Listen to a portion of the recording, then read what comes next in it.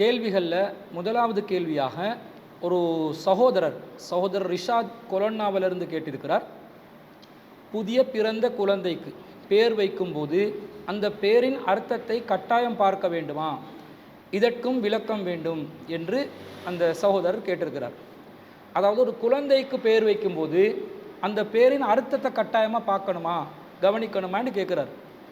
ஒரு குழந்தை பிறந்தவுடன் அந்த குழந்தைக்கு அடுத்ததாக ஒரு நல்ல பேரை வைக்கணும், நல்ல பேரை சூட்டணும் என்றதை நாங்கள் எல்லாரும் ஆசைப்படுறோம். அந்த பேருக்கு ஏற்ற மாதிரி அந்த குழந்தை இருக்கணும், அந்த குழந்தை வளரணும், அந்த பேருக்கு ஏற்ற மாதிரி அந்த குழந்தையுடைய எண்ணங்கள் அமையணும் என்றெல்லாம் சொல்லி நம்மள பெரும்பாலானவங்க ஒரு மனதில் ஒரு ஆசையை வைத்து கொண்டு தான் பேர்களை சூட்டுறாங்க. ஆனால் சில பேர் என்ன செய்கிறாங்கண்டா, குழந்தைகளுக்கு அழகான பேர்களை வச்சாலும் அந்த பேர்களில் மோசமான சில கருத்துக்கள் இருப்பதையெல்லாம் பார்க்குறோம். அதெல்லாம் கவனிக்காமலேயே பேர்களை வைப்பாங்க. பொதுவாக நபி ஸல்லல்லாஹு அலைஹி வஸல்லம் அவர்கள் இந்த பேர் சூட்டும் விஷயத்தில் நமக்கு என்ன வழிகாட்டி இருக்கிறாங்கன்னு கேட்டால், அஹ்மதில் 20704 செய்தியாக பதிவு செய்யப்படுகின்ற ஒரு ஹதீஸை அபூ தர்தா ரலியல்லாஹு அன்ஹு அவர்கள் அறிவிக்கிறார்கள். இன்னக்கும் துதுஊன யௌமல் கியாமத்தி பி அஸ்மாஇக்கும் வ அஸ்மாஇ ஆபாஇக்கும். மறுமை நாளில் உங்களுடைய தந்தையின் பெயருடன் உங்களது பெயரால் நீங்கள் அழைக்கப்படுவீர்கள். ஃபஹஸ்ஸினு அஸ்மாஅக்கும், உங்களுடைய பெயர்களை நீங்கள் அழகுபடுத்திக் கொள்ளுங்கள் என்று நபி ஸல்லல்லாஹு அலைஹி வஸல்லம் சொல்லியிருக்கிறாங்க. அப்போ பேர்கள் அழகாக இருக்கணும் என்றது நமக்கு இந்த ஹதீஸிலிருந்து விளங்குது. ஆனாலும் உச்சரிப்புகளில் அழகான பெயர்களில் அழகான அர்த்தங்களை கொண்ட பெயர்களாக இருக்க வேண்டும் என்பதும் நாங்கள் விளங்கி கொள்ள வேண்டும். உச்சரிப்பு மாத்திரம் அழகாக இருக்கணும் என்றதில்லை, அதனுடைய கருத்து அழகான அர்த்தங்கள் கொண்ட பெயர்களாகவும் இருக்க வேண்டும் என்பதை நாங்கள் விளங்கிக் கொள்கிறோம். இஸ்லாத்தில் இந்த சகுனம் என்பது கிடையாது தானே. ஒரு காரியத்தை நாங்கள் நிறைவேற்றுவதாக இருந்தால் நல்ல காரியமாக அது அமையணும் என்பதற்காக வேண்டி ஒரு நல்ல சகுனம் இருந்தால் மாத்திரம் அந்த காரியத்தில் ஈடுபடுவதும், கெட்ட சகுனமாக இருந்தால் அந்த காரியத்தில் ஈடுபடாமல் இருப்பதும் என்ற மாதிரி ஒரு நிலைப்பாடு இஸ்லாத்தில் கிடையாது. சகுனம் என்பதே இஸ்லாத்தில் கிடையாதுன்னு நபி ஸல்லல்லாஹு அலைஹி வஸல்லம் சொல்லியிருக்கிறாங்க. ஆனால் ஒரு சில காரியங்களில் ரசூல் ஸல்லல்லாஹு அலைஹி வஸல்லம் இந்த பேர் வைக்கிற விஷயத்தில், பேருடைய அர்த்தத்தை பார்க்குற விஷயத்தில் கவனம் செலுத்துகிறாங்க. எந்த அளவுக்கு கவனம் செலுத்துகிறாங்கன்னா, சும்மா அது சகுனம் இருக்கிற மாதிரி ஒரு தோற்றத்தை காட்டுமான சகுனம் கிடையாது. ரசூலா என்ன சொல்கிறாங்க, அண்ணன் நபிய ஸல்லல்லாஹு அலைஹி வஸல்லம் கான லா யததையரு மின் ஷைஇன். நபி ஸல்லல்லாஹு அலைஹி வஸல்லம் எந்த விஷயத்திலும் சகுனம் பார்ப்பதில்லை.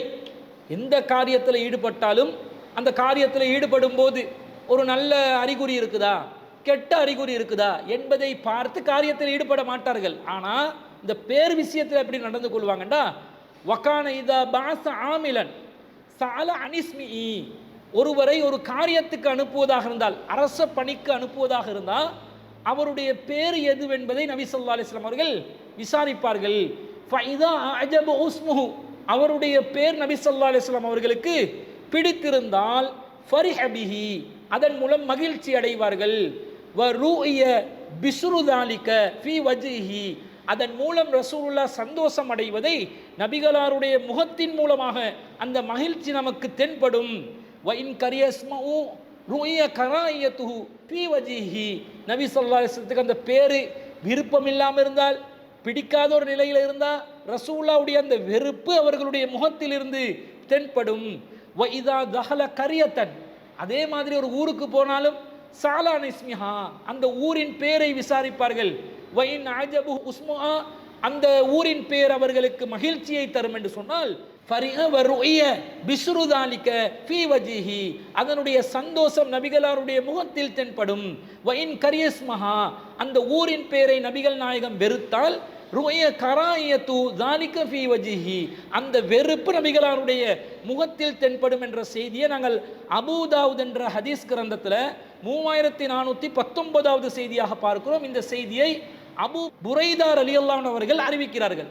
அப்போ பேரில் நல்ல பேர் இருந்தால் ரசூலா சந்தோஷம் அடைகிறாங்க, கெட்ட பேராக இருந்தால் ரசூலா மகிழ்ச்சி அடைய மாட்டாங்க. இதை பார்த்தா சகுனத்துக்கு காரணம் மாதிரி தோன்றலாம், ஆனால் இஸ்லாத்தில் சகுனம் கிடையாது. நபிகளார் சகுனம் பார்க்க மாட்டாங்க.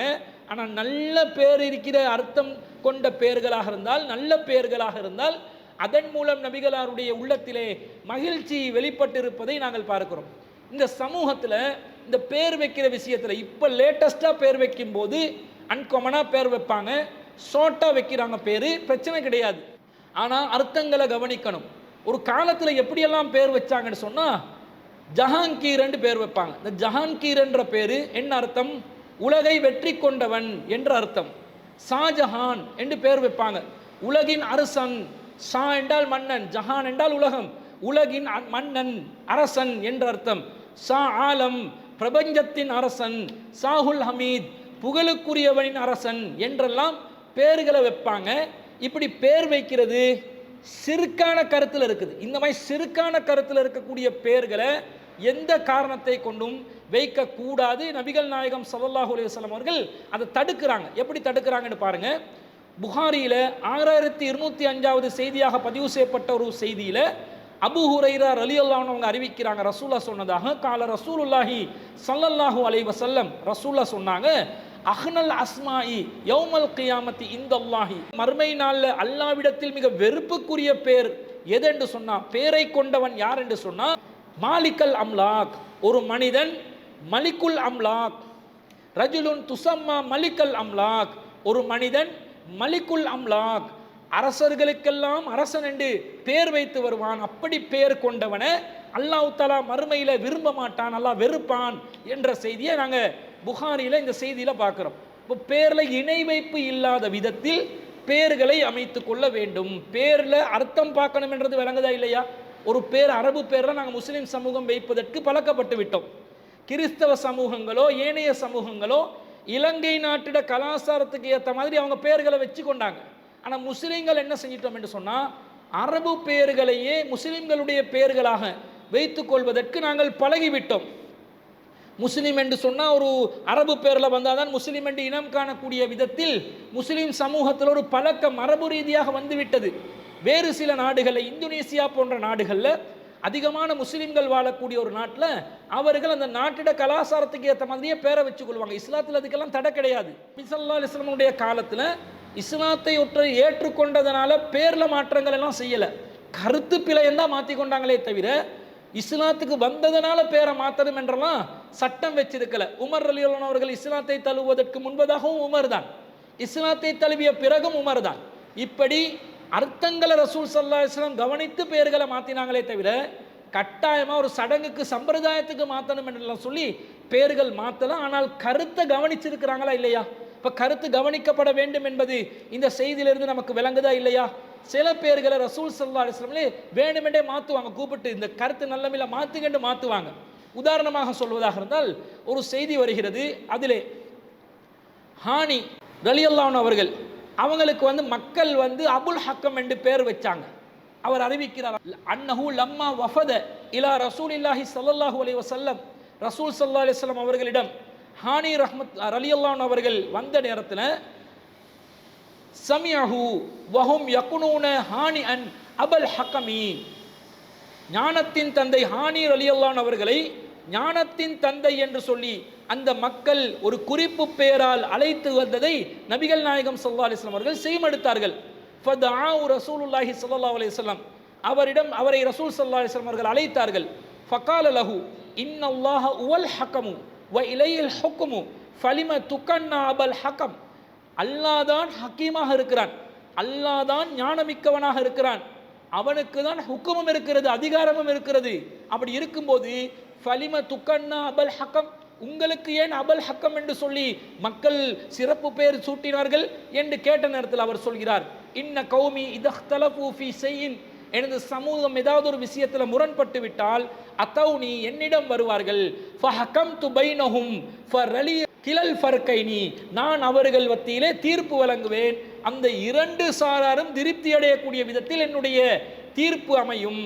அப்போ ரசூல் அதுக்கு பதில் சொல்கிறாங்க, மா அஹ்ஸன மின் ஹாதா ஃபமாலக மினல் உல்தி, இது எவ்வளோ ஒரு நல்ல செயல் தெரியுமா, உங்களுக்கு குழந்தைகளும் இருக்கிறார்களா அப்படின்னு கேட்குறாங்க.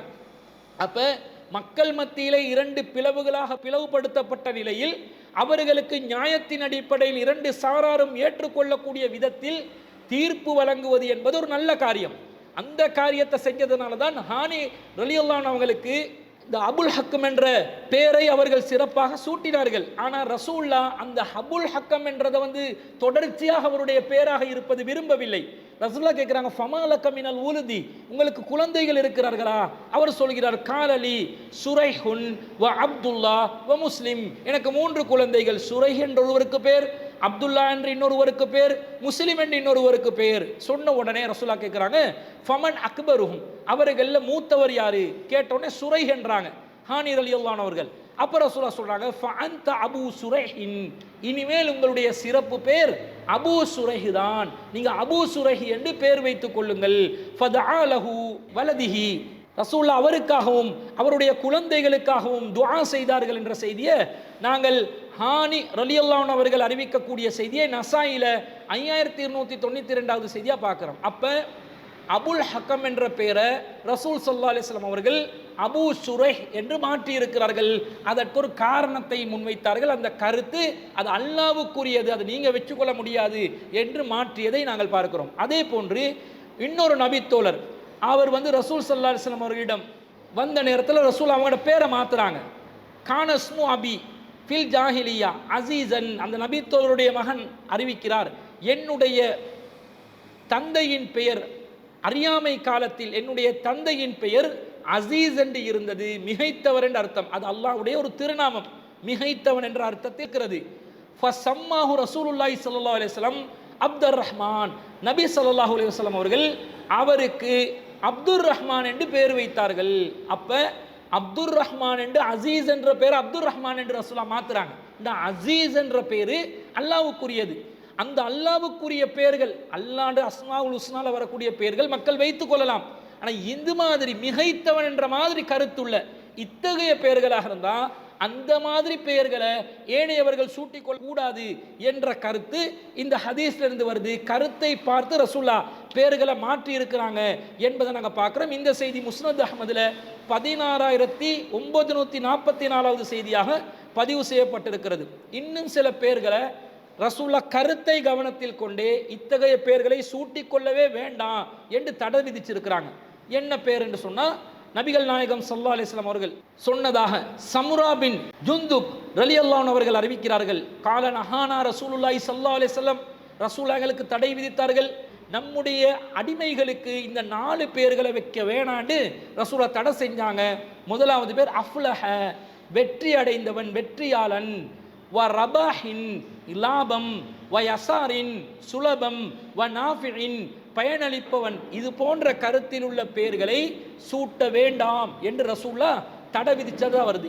ஏன் இப்படி தடை விதிக்கிறாங்கன்னு சொன்னா, ஒருத்தருக்கு நாஃபி இருக்கிறாரா என்று கேட்டா பயனளிப்பவன் இருக்கிறாரான்னு கேட்கிறோம் என்று அர்த்தம். வீட்டில் போய் நாஃபி இருக்கிறாரா, பயனளிப்பவன் இருக்கிறாரா என்று கேட்கிறோம். இந்த நாஃபி இல்லை, பயனளிப்பவன் இல்லை என்று சொன்னா அந்த நாஃபி என்பவரை அந்த வீட்டுக்கு பயனளிக்காத ஒருவன் மாதிரி அந்த கருத்தை தந்துடும். அதே போல லாபம் இருக்கிறாரா, ரபாக இருக்கிறாரான்னு கேட்டால் லாபம் இருக்கிறாரா வீட்டில் என்று அர்த்தம். அப்போ அவங்க லாபம் இல்லை, ரபாக இல்லைண்டா லாபம் இல்லை இந்த வீட்டுக்கு என்ற மாதிரி கருத்துக்கள் வரும் என்பதனால இது போன்ற கருத்து வரக்கூடிய பெயர்களை வைக்காதீங்கன்னு ரசூல்லா தடுத்து இருக்கிறாங்க. இன்னும் சொல்ல போனால் ரசூலுல்லாவுடைய குன்னியத்தாக சிறப்பு பெயராக வரக்கூடிய அபுல் காசிம் என்ற பெயரையும் மற்றவர்கள் சூட்டிக் கொள்ளாதீங்க, இந்த முஹம்மது என்ற பெயரை வேணுமெண்டா சூட்டிக் கொள்ளுங்க என்று ரசூலா சொல்றாங்க. அன்ன ரஜுலன் மினல் அன்சாரி உலித லஹு குலாமுன், ஒரு அன்சாரி தோழருக்கு ஒரு மகன் பிறக்கிறார். ஃபஅராத அன் யுஸம்மியஹு முஹம்மதன், முஹம்மது என்று அவருக்கு பேர் வைக்கிறதுக்கு அவர் விரும்பி ரசூலாவிடம் கேட்ட நேரத்தில் ரசூலா சொல்றாங்க, அஹ்சன்தல் அன்சார், அன்சாரி தோழரை நீங்கள் அழகான வேலையை செஞ்சீங்க, சம்மோ பி இஸ்மி, என்னுடைய பெயரை நீங்கள் தாராளமாக உங்களுடைய குழந்தைகளுக்கு சூட்டிக் கொள்ளலாம், வலா தக்தனு பிகுன்யதி, ஆனால் என்னுடைய சிறப்பு பெயர் அபுல் காசிம் என்ற பெயரை குழந்தைகளுக்கு சூட்டாதீர்கள், அது எனக்குரியது, பிரத்யேகமானது என்று ரசூலா சொன்னதிலிருந்தெல்லாம் கருத்தை ரசூல் ஸல்லல்லாஹு அலைஹி வஸல்லம் கவனித்து இருக்கிறார்கள். சிறுக்கான கருத்து இருக்கவே கூடாது. சில குறிப்பிட்ட கருத்துக்கள் அந்த பெயர்களில் இருந்தால் அந்த பெயர்களையும் வைக்கக்கூடாது. அல்லாஹ்வுடைய அதிகாரம், ஆற்றல், பண்புகளை குறிக்கக்கூடிய விதத்தில் அல்லாஹ்வுக்குரிய, அல்லாஹ்வை மாத்திரம் குறிக்கக்கூடிய இந்த மிகைத்தவன் போன்ற பண்புகளை கொண்ட பெயர்களாக இருந்தால் அத்தகைய பெயர்களை அல்லாஹ்வுடைய அடிமை என்ற அப்து என்ற வார்த்தையை சேர்த்தே வைத்துக் கொள்வது சிறந்த கருத்தாக இருக்கிற மாதிரி இஸ்லாத்தில் நபிகள் நாயகம் ஸல்லல்லாஹு அலைஹி வஸல்லம் அவர்கள் வலியுறுத்தி இருப்பதை நாங்கள் பார்க்குறோம். சில கெட்ட அர்த்தங்களை கொண்ட பேராக இருந்தால் அதை வைக்கக்கூடாதுன்றெல்லாம் சட்டம் இருக்கும் பொழுது அர்த்தத்தை கவனிக்கத்தான் வேண்டும். அர்த்தம் தவறாக இருந்தால் மாற்ற வேண்டும்.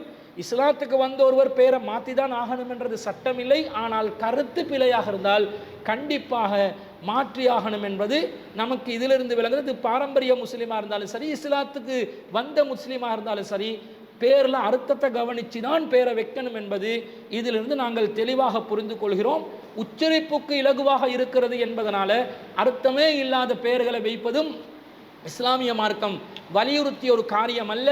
அதே நேரத்தில் கெட்ட அர்த்தங்கள் நல்ல உச்சரிப்பில் வந்தாலும் கண்டிப்பாக அந்த பெயர்களை தவிர்த்து கொள்ளவே வேண்டும் என்பது நாம் இந்த செய்திகளிலிருந்து புரிந்து கொள்கிறோம். இதுதான் அந்த கேள்வி கேட்ட சகோதரருக்கு நாம் பதிலாக பதிவு செய்து கொள்கிறோம்.